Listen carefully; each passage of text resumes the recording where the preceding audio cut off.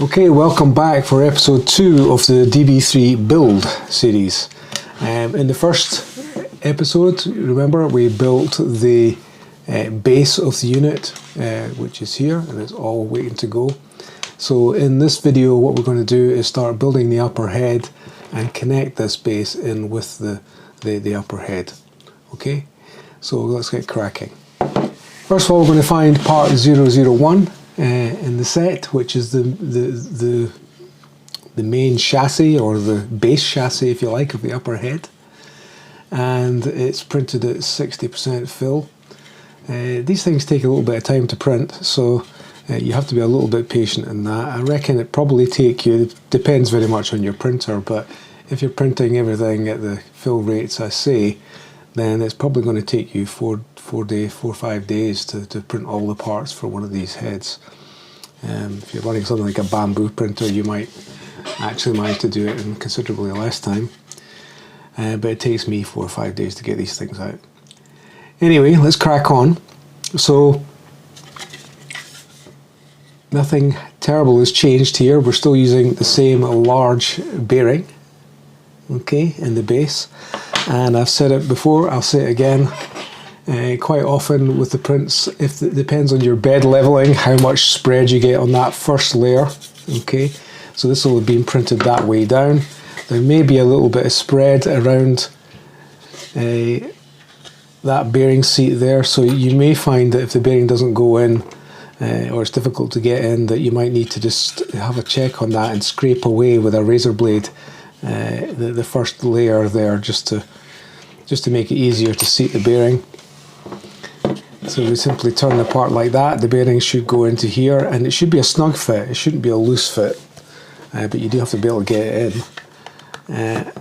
So I've already pared that away on this part, and there, that was nice and easy. Okay, so one of the new updates to this version of the head is the introduction of this second buck converter, which is going to sit up here in the upper half of the head.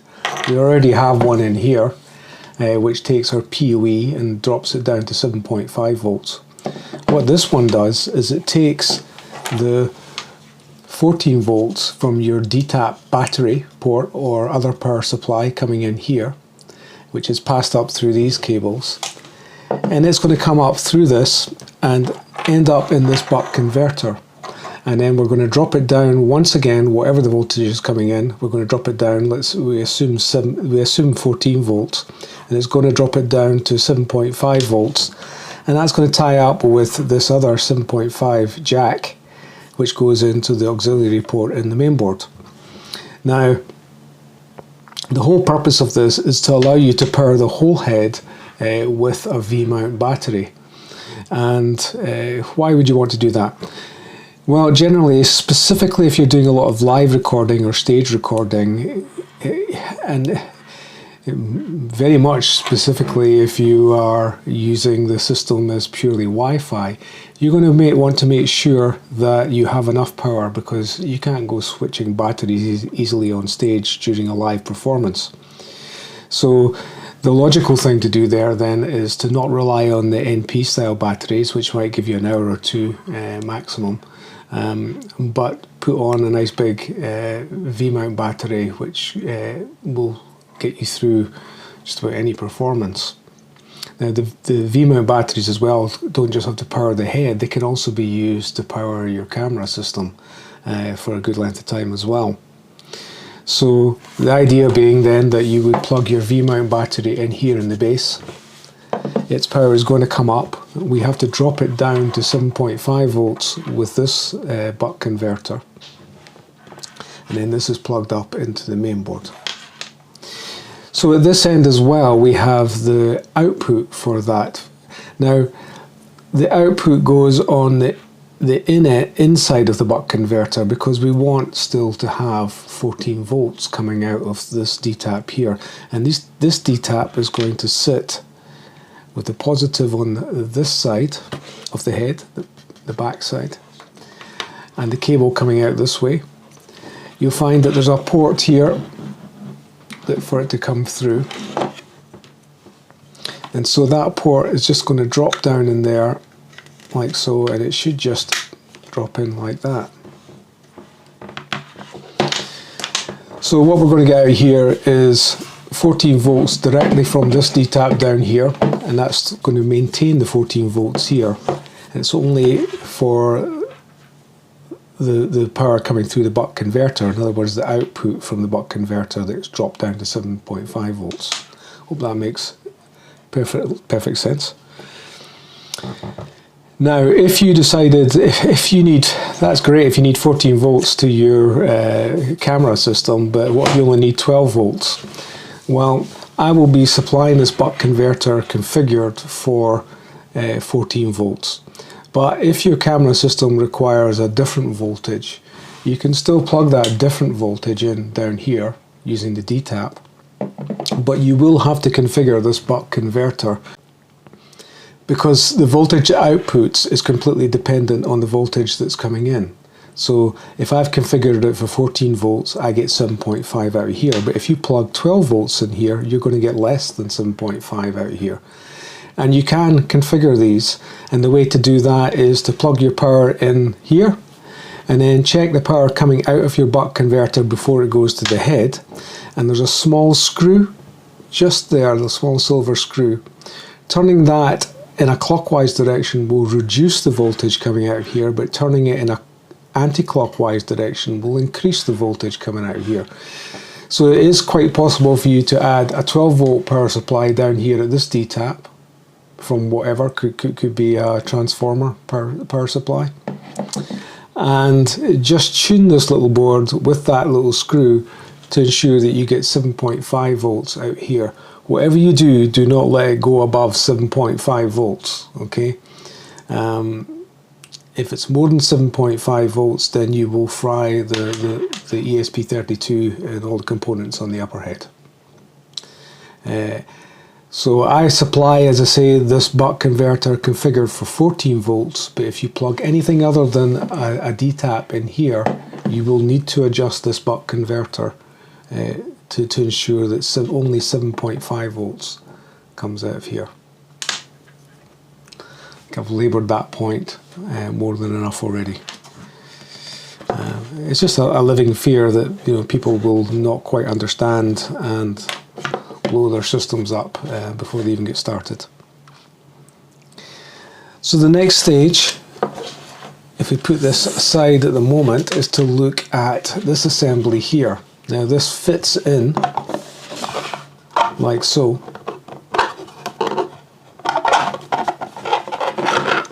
Okay, and our cog is going to come up and live inside that. But before we fit all of that together, the little magnet on top of here is red, or its position is red by a reed switch, which gets pushed into this little slot here in the base of this part. So that's what we're going to do next, is install the reed switch in here. So in your kit you will find a little bag with pan reed switch written on it, and if we take that out of there we can have a look at that. It comes with a plug, etc., because I can't install the plug for you. The cable has to go through this very small hole and come out the top before the plug can be installed. But being a switch, it makes no difference the order of the cables, as long as, well, it just makes no difference. They can go either way around inside the plug. So to install that, we could just take our cable and we pass it through the hole here. It comes out the top. Pull it through, and that's simply going to go in there, and just make sure that you've got a good fit for that. And all we're going to do is add a little super glue around that reed switch to hold it in place. So we'll just make sure it fits first, and then we'll drop some super glue into the slot, like so. Bring our reed switch down,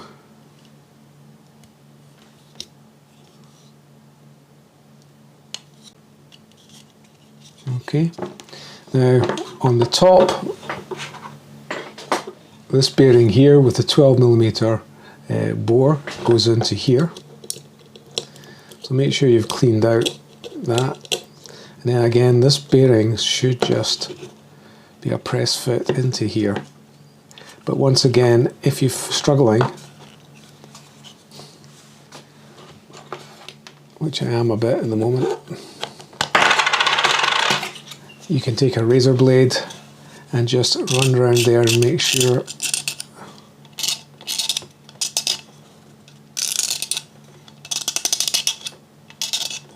that the inside of that is reasonably clean.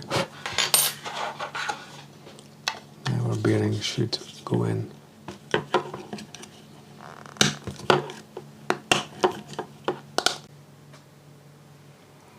Okay, so with this part prepared and this bearing in place and the reed switch in here, we're ready to start putting some of this together. So what we need to do is, if we take our base assembly, run all the cables up through the big bearing and bring it down over like so. That big bearing should fit neatly and snugly over this. Now you may have to give it a dunt to make it go on, or several dunts even.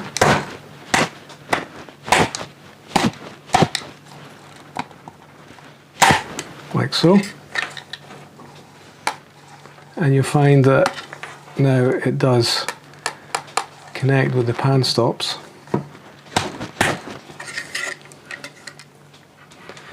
Incidentally, I don't think I mentioned, but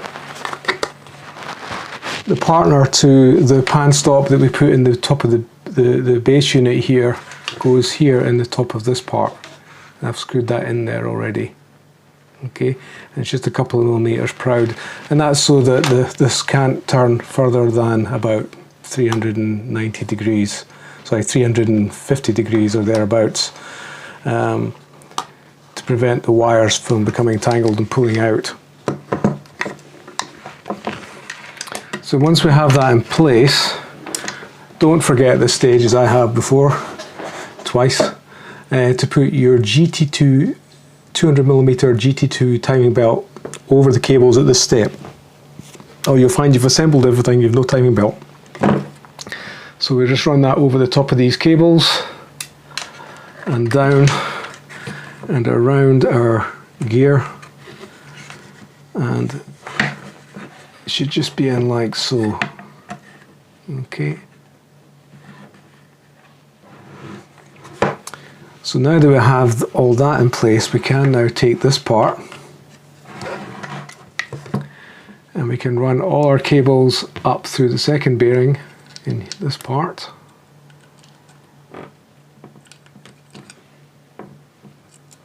Like so. And again, just be a little cagey with the HDMI cable, ribbon cable, that you give it a little bend to get into the curve without damaging the contacts on the end of it. There we go. Make sure these are all pulled up. I don't want to get trapped. And this part should just drop in and down with a little persuasion. Okay, there we go. And that should drop down over our pan axle. Make sure none of these cables that we've got lying around here get trapped.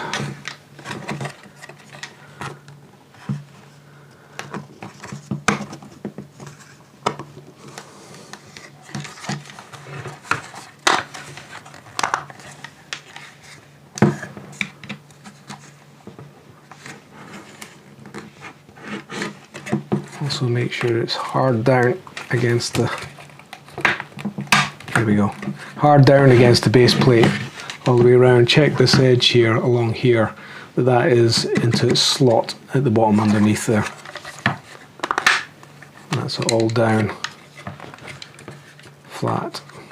And make sure that your timing belt is freely turning the base. Okay, that it's not gotten trapped between the parts. So with that like that, we can now take our plastic nut. Now there are two sides to this nut. Obviously one side has like a washer, a built-in washer on it, which is going to rest against the inside of the bearing here. So that should go down against the bearing. This side has nothing like that. Run our cables up through that nut.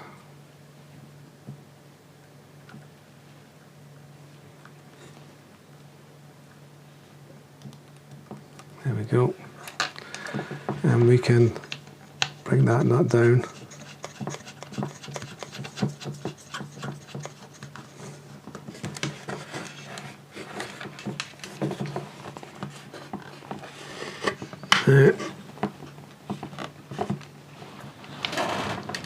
Initially, at least, I just like to tighten that.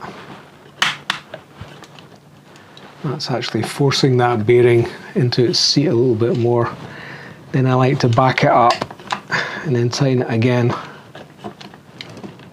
And I just make them finger tight like so.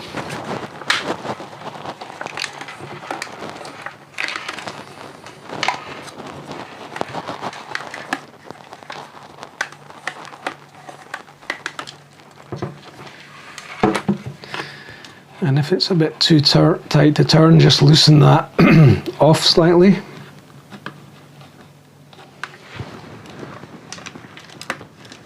Yeah.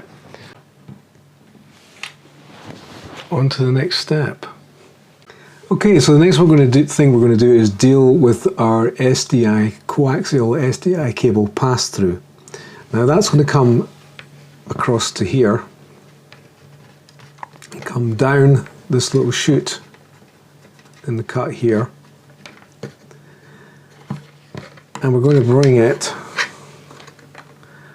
behind the DTAP port like so. I'll show you this in place in a moment,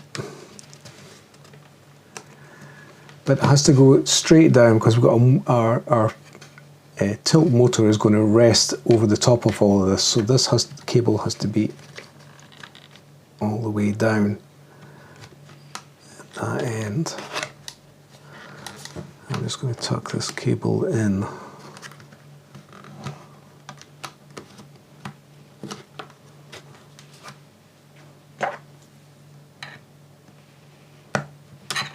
There we go.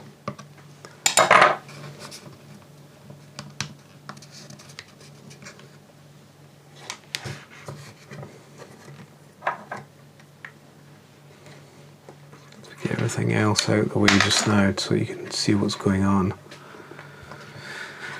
So the coax comes along, comes down the little chute that's provided for it, all the way to the bottom before it starts to come this way. The reason for that is that this motor here, our tilt motor, is going to come and sit down on top of all of these, like so. Okay, so it's important that that cable doesn't just take a shortcut at 45 degrees and come across here, otherwise it will interfere with when you come to insert this motor. And I'm explaining that because it's important that when you come now to put your SDI port on the end of this cable, that you've allowed enough cable to allow that to actually sit properly back there. So our SDI port is going to be here, so I know now that I can shorten this cable a little bit, probably to about the end of here. Okay, now I don't have to deal with it all at this point. I can pull it back out of there, and now I can just go through the process of adding that to the cable while it's out here. Okay, and I'll show you how that's done, and I'm just going to use the original video because I'm lazy, really. Now, the other cables we need to worry about. The next one we should look at really is this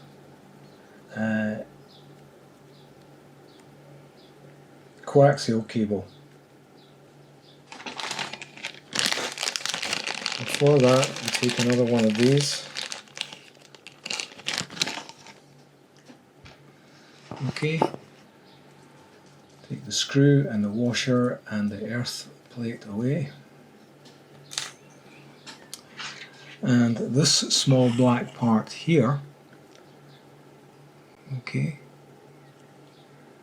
it goes through from the front as you press home like so. And now the reason I work on these parts and have that on there is just so that I can get to these things. Because what we have to do now then is crimp or solder the center of our cable. So what we do is we trim off with a sharp knife or a blade the very thin outer plastic coating, okay, and we do that back about a centimeter, 10 millimeters. We peel back the sheathing, okay, the wire mesh around here, tie it into a nice little bundle that's going to connect to our earth. We take away about 5 millimeters, I've got a bit more than that here, off of the coaxial, and I'm just going to trim this down a little, like so. Now it's very important before you put these together that you put these back on here in the order you want them to go. We need our tightening nut on first.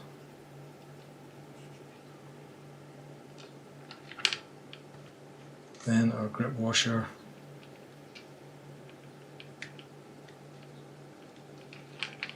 Then our earth terminal or shielding terminal.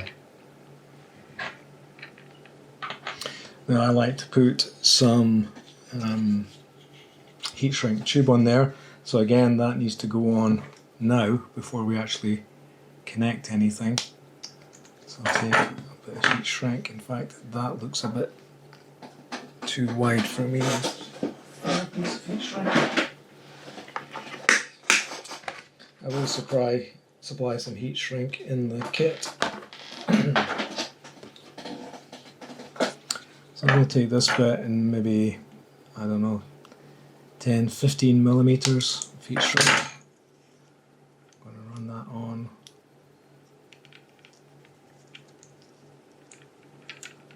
And then I'm going to put a very short piece of heat shrink on behind that. I'll try and explain why I do that as I go forwards.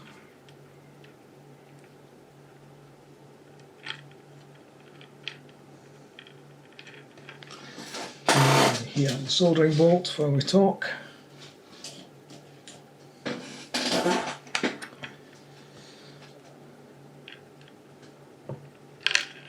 So now with all that there, this cable, the end goes into here, the coax, but it's very important that the shielding doesn't touch that central terminal. So what I like to do is a little bit of solder on the end of that terminal wire, bulk it up a little because it's very thin cable. So push that, there you go, that fits now. Into there, down to the coax. Then I'll crimp it. I'm just using pliers to crimp this.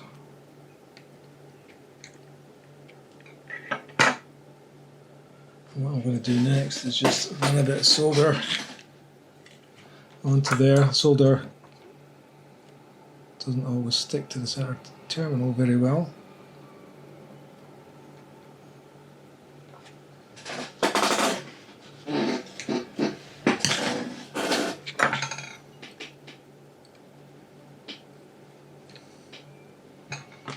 Okay, so now we can bring this first piece of heat shrink down.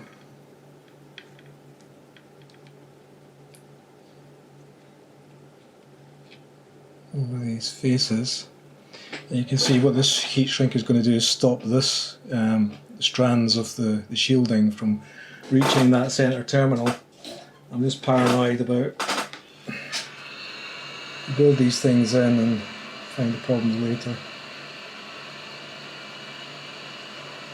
You don't have to use a hot air gun. I've got one, so I use it. You can use a match, or you could just use the butt of your soldering iron to shrink that stuff. So now we have to bring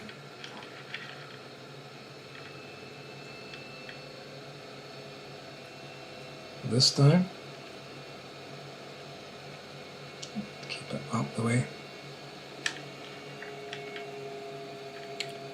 A locking washer, and we can lock all of that on there.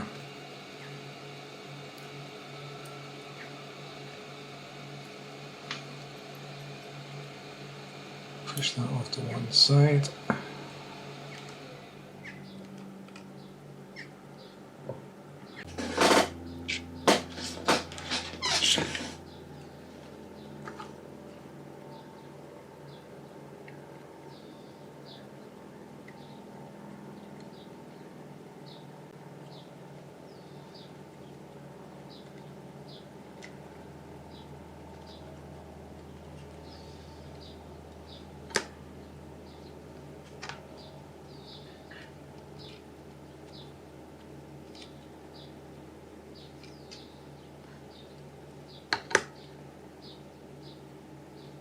Like so.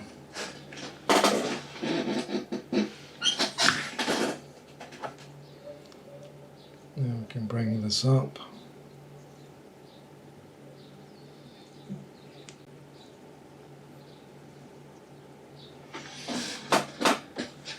And strap that on there. Okay, so once we've got that on the end of there,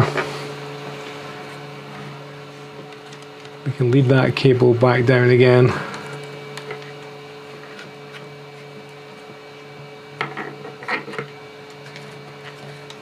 Take it in behind the DTAP port.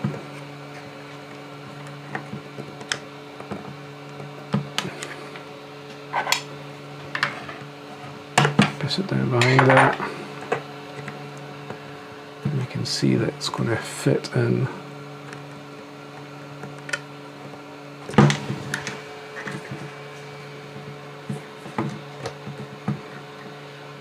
That's better that way.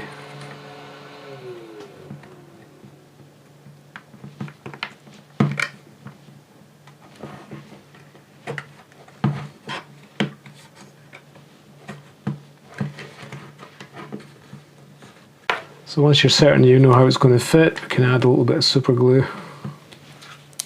I would say it is definitely worth checking these cables with a meter to make sure that the contacts are correct before you glue this into place. I've already done it with this one, but you know, put a meter on the center of that and check that it's coming out of there. Check that there's not a contact between the outer casing and the center pin. And that you have contact between the two center pins, you know, the center and the one below here, and the center pin of that, and the outer sheathing of that one, and the outer sheathing of that one. You should get a contact between them, but no cross-contamination. So, when you're convinced that's the case, you just need to run a little bit of super glue down the two side edges. Like so. Let that drop into that slot.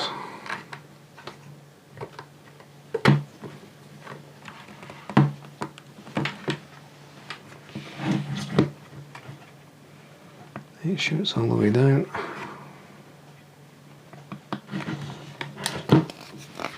Good.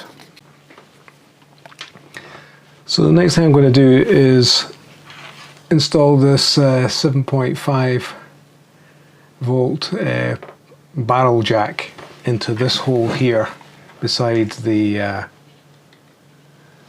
SDI port. So I'm going to unplug it for the time being from this buck converter. You Okay, and one at a time you need to push these cables through here, and the orange cable as well.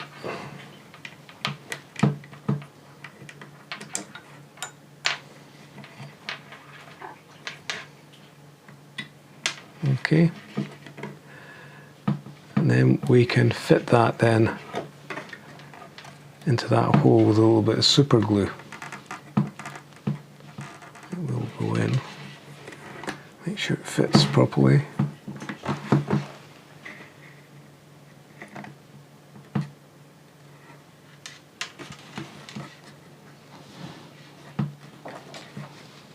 Yeah.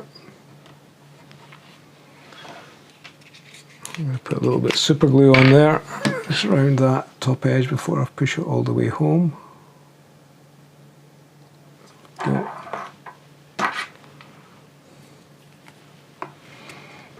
And push it all the way in, like so.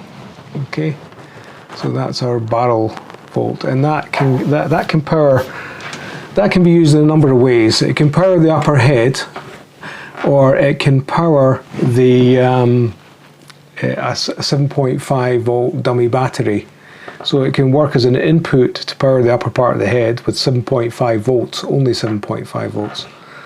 Or it can be used to output 7.5 volts to, for example, my camera, the A7 III, can use 7.5 volts from that jack here into a dummy battery. Okay, and this cable's then are ready to lead up into the different locations. This one is going to come back. That's the one with the red and the black pins on it. That's going to come back through. It's going to follow the same track as the coax cable back the way, and it's going to come up and back into the buck converter, but I'm not going to put the buck converter back on just yet. I'll show you that at a later point.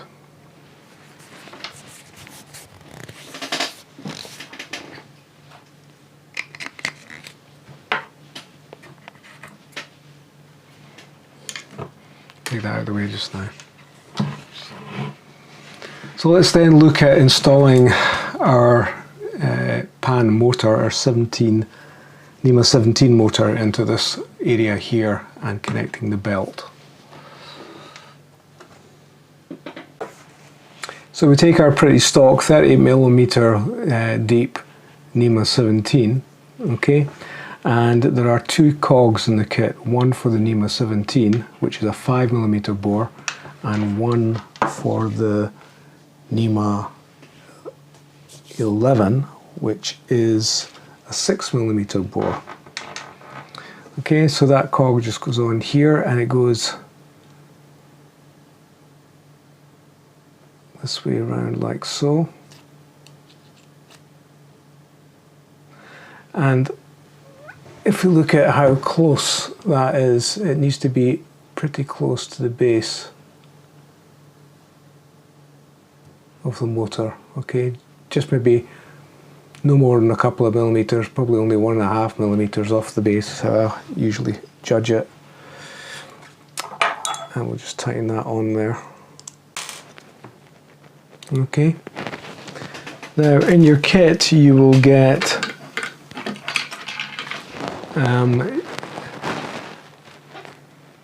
these encoder cables, and they come with an encoder magnet. Now these are diametrically magnetized magnets, okay, and that is that the north and south poles are split across the face. This motor already has one glued into the back shaft, but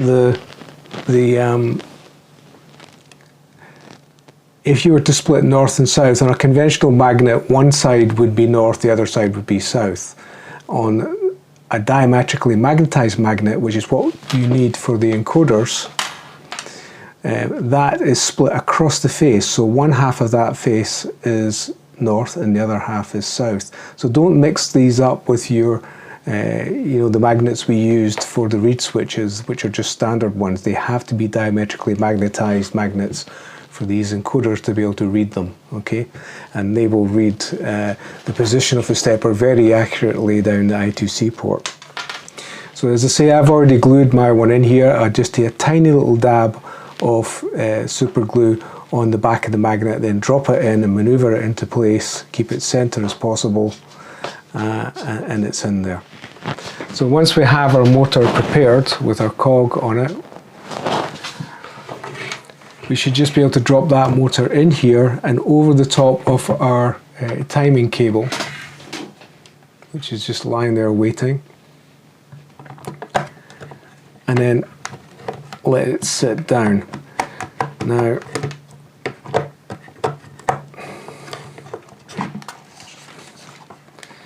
you will find I've left a little window under here, okay, so to help you get the belt over the end of that motor. So if you have any trouble, you can drop the motor down, you know, and you can use a tool or whatever and just push the belt over the cog through that port in the bottom. I think my one's connected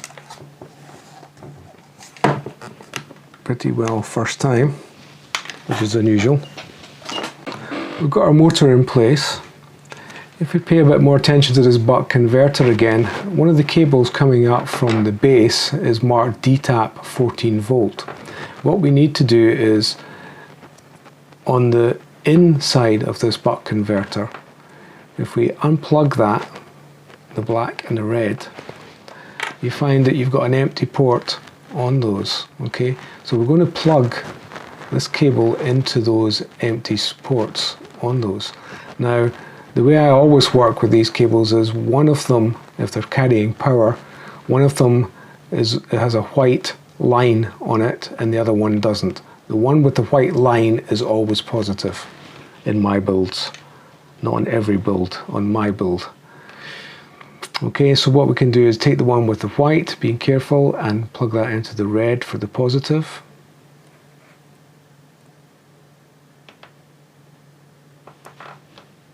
So, and then take the other one and plug that into the black for the negative. So that's supplying our 14 volts from the base DTAP. So being careful, we have the inside again of the buck converter. We'll plug red to red, black to black. On the inside. Now we can take this part, which is modified now with this little tray to take the buck, and that goes in like so.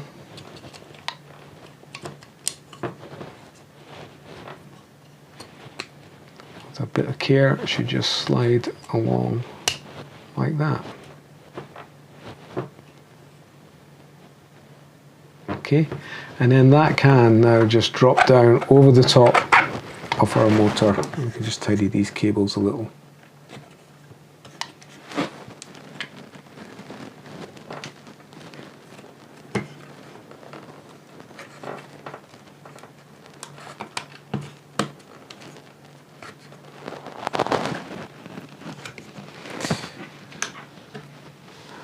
But before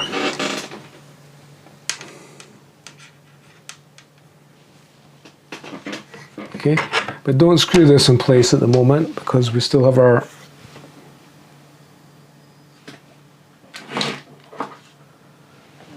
second motor to do. Okay, so now we should prepare our NEMA 11. Now NEMA 11 has the 6mm bore gear, and it goes on, and it should go on until the shaft is flush with the end, okay?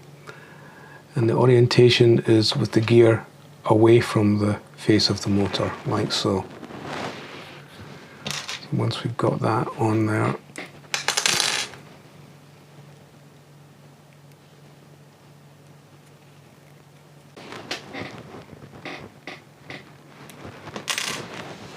like so. We'll trim these wires later, and I'll show you how to wire those a bit later on. So now if we find the vertical support for the tilt shaft, which is this part here, okay, what's worth doing then is putting the bearings in this first while we've got it separated from the rest of it. So in the kit you will find two of our tilt bearings, okay, and these have to go one on this side, and it should just press home. Okay, it's got one on that side, and we also need one on the inside. One on the outside and the same bearing type on the inside. Okay. And this part is going to connect with the base like so. And there are two slots areas, and if you look at the base of that slot there and this piece here are going to go into that and there.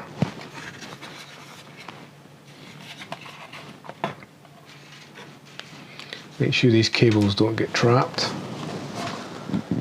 Now, before we go any further with that, then we need to take our tilt motor like so, and with the cable coming up the way, that should just go into there like so.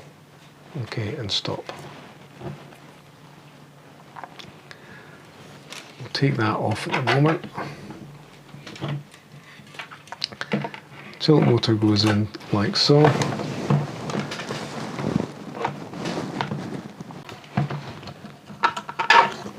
This face here connects with the same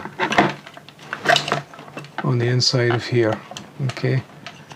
So that's going to connect in with that, like so.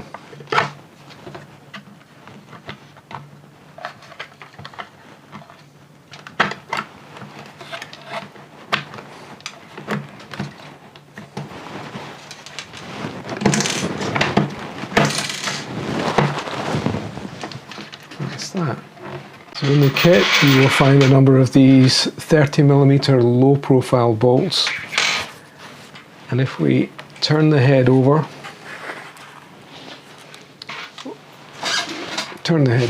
one goes into here,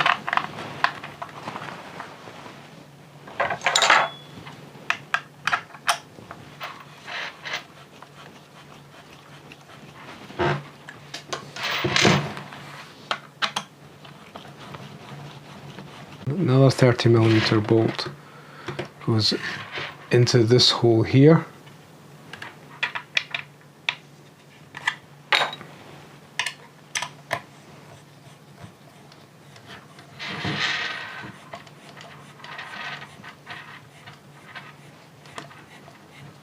now in this hole here closest to the base part we're using a 20mm long low profile, okay, so that goes into there.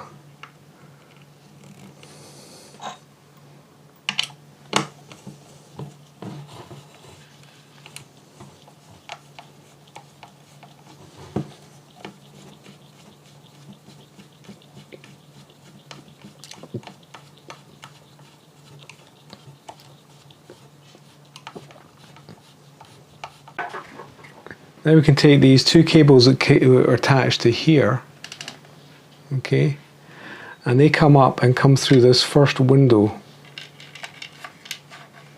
Sorry, they'll come through this first, they'll come through that lower window, and they'll pop out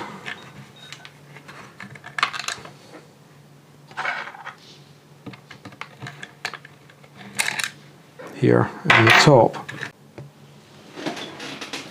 Okay, so with these pulled through, those two cables pulled through the small hole here, the black goes into the black in the buck converter, and the red goes into the red on the other side.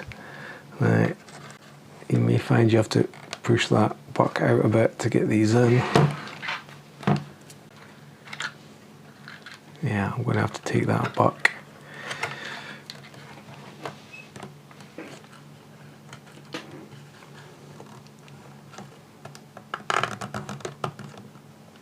Push that buck out of there.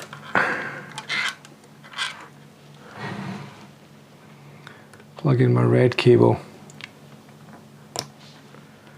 and my black cable. Okay, and then get that buck back in there.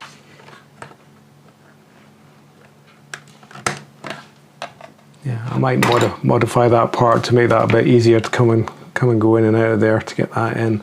But essentially then these cables coming from this port here come back up, see, out.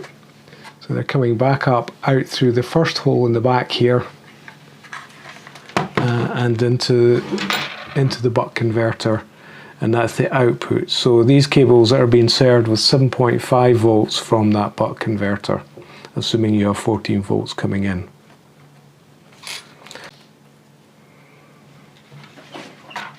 Okay, so the cables from our stepper need to go down through this hole here and then pop out the back of the device. So if you just, if you twist them like that, it keeps them together,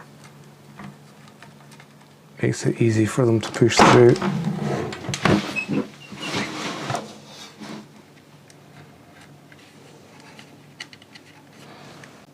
So you can see them now.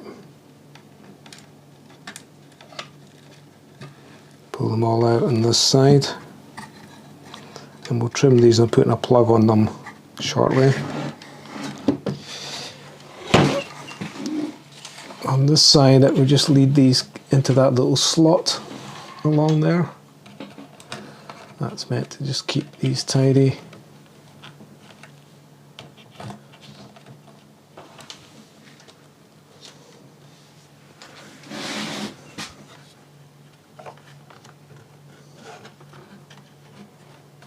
Okay, so if we have a look now then at our ribbon cable for our HDMI pass-through, you find two orange parts in the kit that look like so, and it's partnered with this part, and there's a dimple here and a dimple here, and that's for these little extrusions, and it comes together like so, and that needs to fit in like so with the HDMI port sandwiched between. Okay.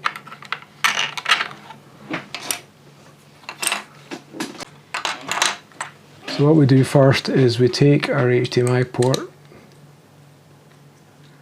just put it onto there, and we take this top piece cover, and there's a slot in here, and we just run the cable down the way into that slot. Okay, let that drop down.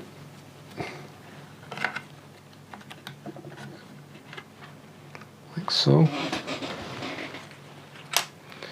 We take our HDMI port, pop out the little black tabs on the end here with your nail, and with the cable shiny side up for the contacts, that just goes in over the top here like so, and then press these tabs back in place to lock the cable in to the HDMI connector.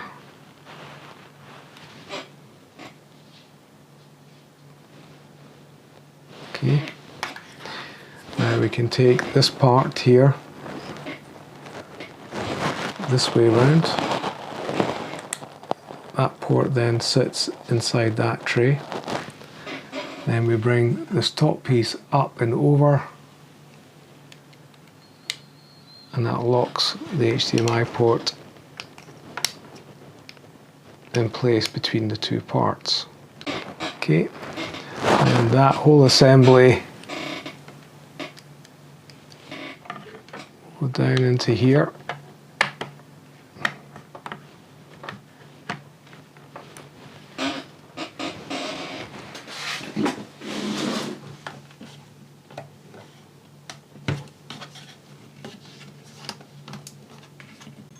Like so, and then we need two M2.5 bolts,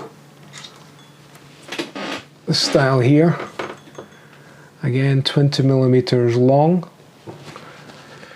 and we put one into each of these holes on the side. Fix that in place.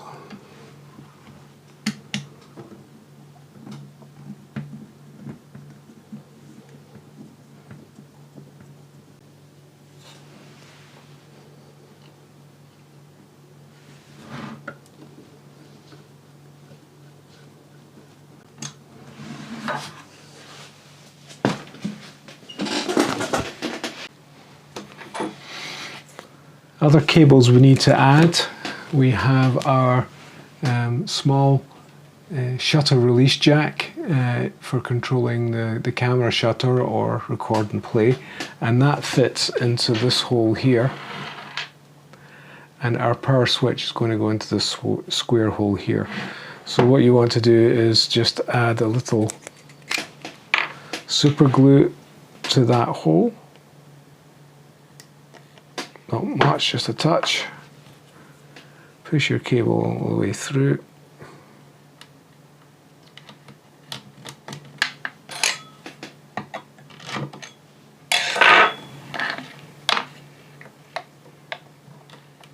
And then push that jack into place like so. Your power cable, I don't normally have to super glue that. It has a couple of spring clips on it. Just a little rocker power switch that goes into this port here, and it just presses home like so. So all these cables are coming out here. I think we have them all now.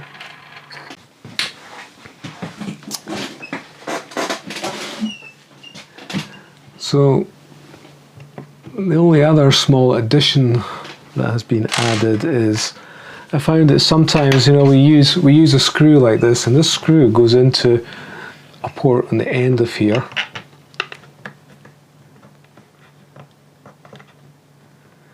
And what that screw is going to do is it's going to push the motor over and tension the pan belt.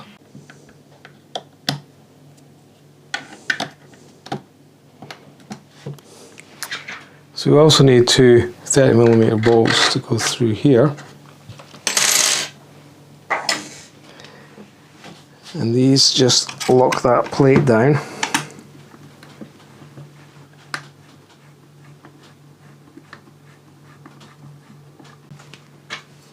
Another 30mm bolt which goes into here.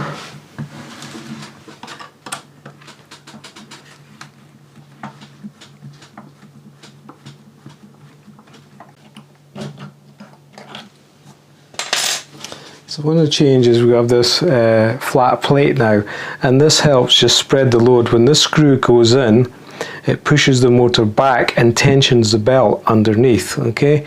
So this plate just helps make that pressure of that screw more even across the back of the stepper.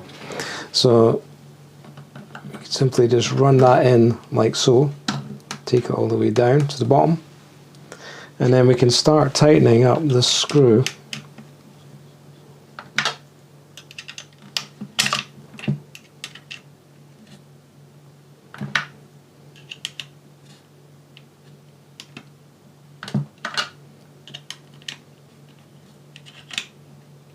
And the more we tighten that screw, the more tension we're going to put on our pan belt. Now, if the belt isn't tight enough, then you will find you have vibration in the motion of the pan. Especially it's noticeable at slow speeds. If it's too tight, again you can get odd vibration where it starts to stick as it turns. So it's very hard to give you an accurate feeling, but the belt should be tight but not super tight.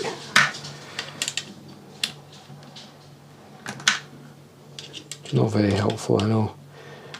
You just have to experiment like I do.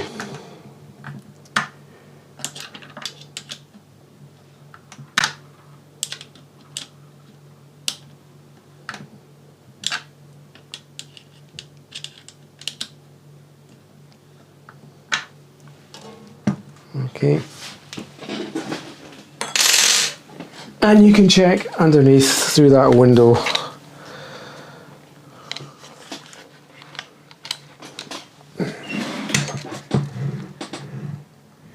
So you can do a little check. You may be able to feel how tense the belt is. Very hard to tell. Really, the proof of the pudding is how it works in operation.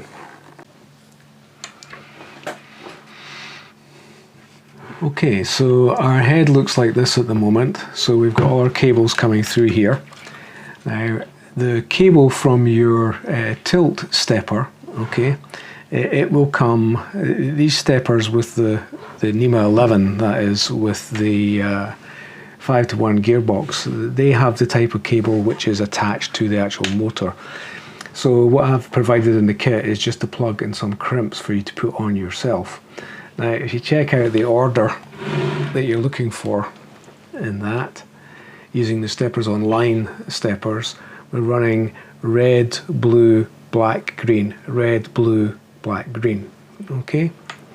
Now, generally speaking, there are two orders of stepper you can purchase. I'm talking here about as well the NEMA 17. This NEMA 17s have typically got either a cable coming direct out the motor, or they have a plug, as in the case of this one. I provide a cable for the plug-in type with the kit, and some people have been having issues where the motor doesn't move. It just kind of judders back and back and forward like this. If that's the case, then generally it's the order of the cables coming out of the stepper that is incorrect. It may be that the cable I provided to you was set up for a stepper motor which was configured AB, and the stepper you've purchased is AABB. Basically, you should think about it in much the same way as you would a 4-stroke engine. You've got 4 pistons and they all have to move at the correct timing. Well, in the stepper motor you have 4 coils of wire, and unless they're plugged in the right order, it won't function, or it will function in reverse. So if you find that you plug in your stepper and you get this kind of just jittering back and forward action, all you should have to do is swap over the 2 outer wires, okay?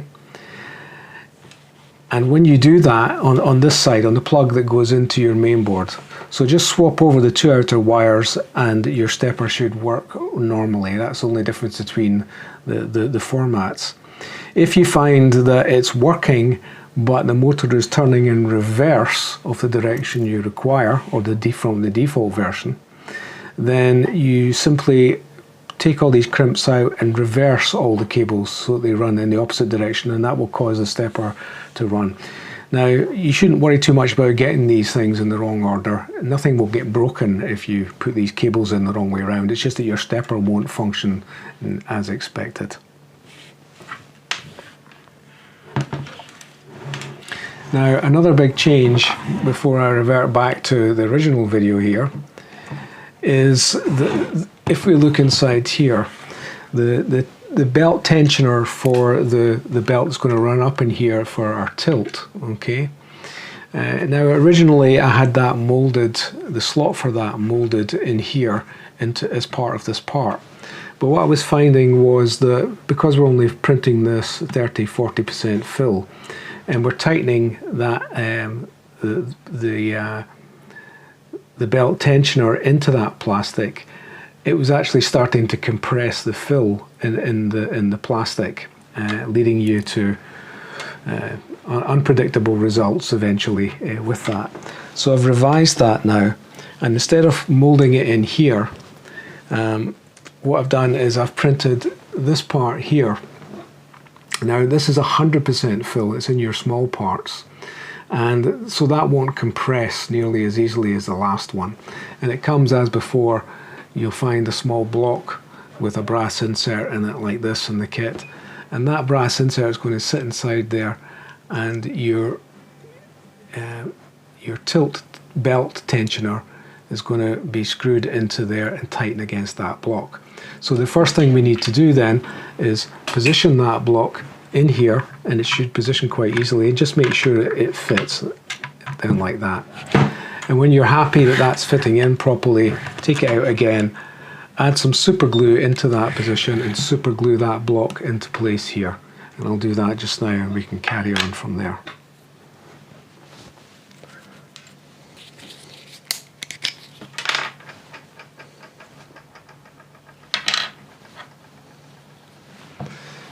So I'm applying the super glue to the sides of the block.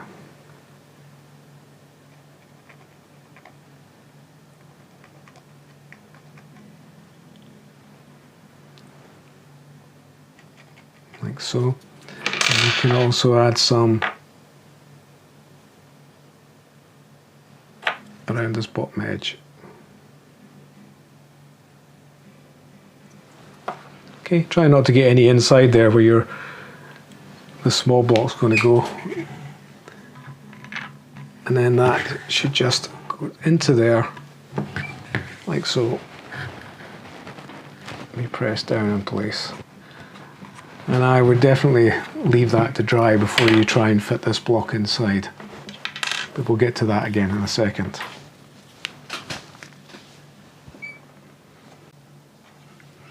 Okay, if we have a look at our tilt wheel now, which is going to come up through these bearings here, like so. Okay. This is put together, basically it's one piece of plastic. You have a 50mm long low profile bolt first that goes through there and works as an axle and pops out here. And then using the heat method again and a soldering iron, you take a 1/4 to 3/8 camera screw adapter, which will come supplied in the kit, and you just heat that into there with your soldering iron. And also supplied in the kit you'll find a 1/4 screw. On the outside of here we have two 10mm long low profile bolts, both M5, and they're designed to work with, let's take it out of the packet here.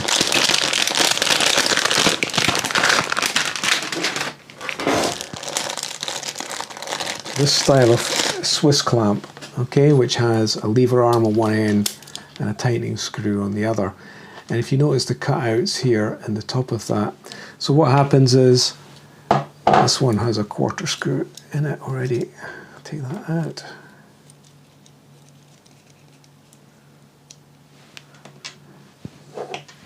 Okay, so that is going to sit in there, and you can see that these just give some additional restraint to this being twisting too much around the center screw.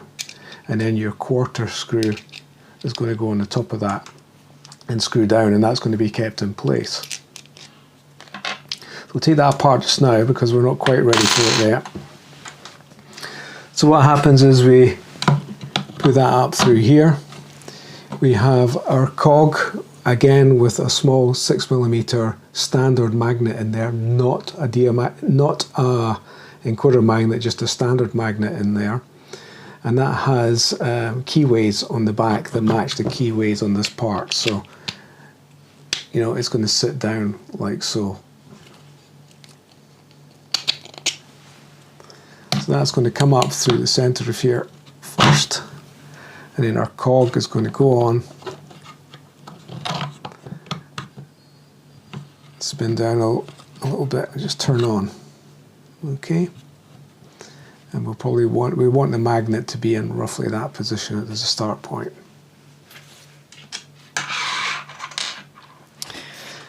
That brings us to applying our 360mm GT2 timing belt, another closed loop timing belt. So this belt then is going to run around here, the small metal cog on the motor, and up and around the plastic cog at the top. Like that. Okay. But clearly we need a way of tensioning that belt as well. Now previously I was using two small bearings, but I've now shifted to using this idler pulley with a 4mm core.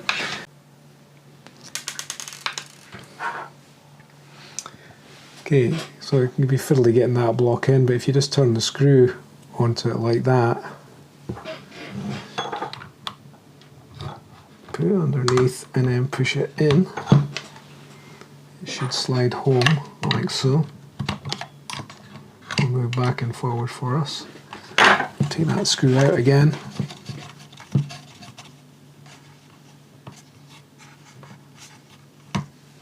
Okay. Then we take our idler pulley, put the bolt through that, take the very small washer, run that on the end here, and then we can put that back into here and screw it into the top of that block.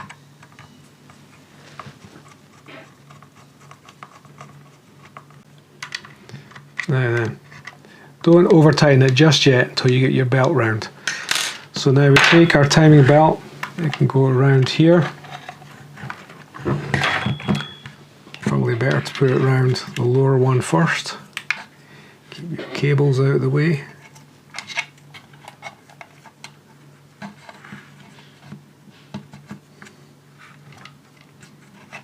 Like so.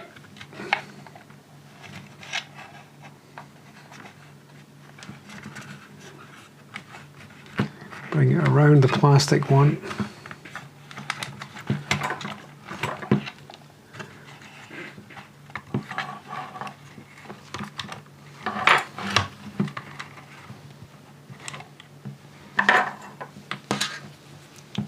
Tighten that up just a little bit too much.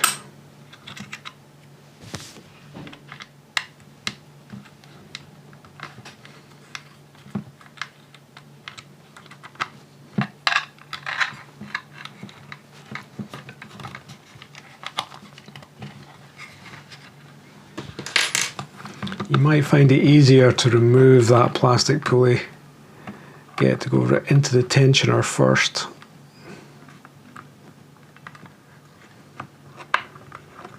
Like so.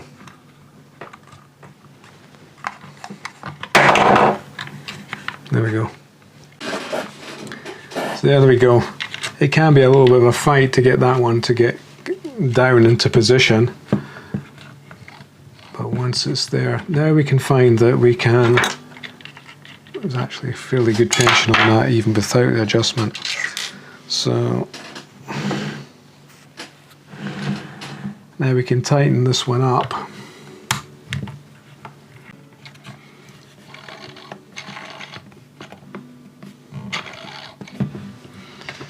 Get all these cables out of the way. Now it's important to make sure that your cables do not come up between the belt, okay? So the cables should come up on either side of the belt, but not in the middle of the belt. These little C-shaped cable restraints are going to go into the holes in the side here. We're just going to super glue those in. One there and one further up, which is going to hold these cables and keep them out of mischief around the belt.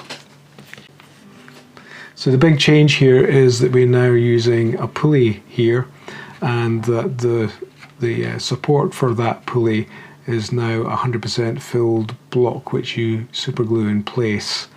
It's no longer part of this part here. In that way, when you tighten the belt tensioner down, it doesn't tend to compress the 30% or 40% fill plastic off this part. Okay, back on course, I think.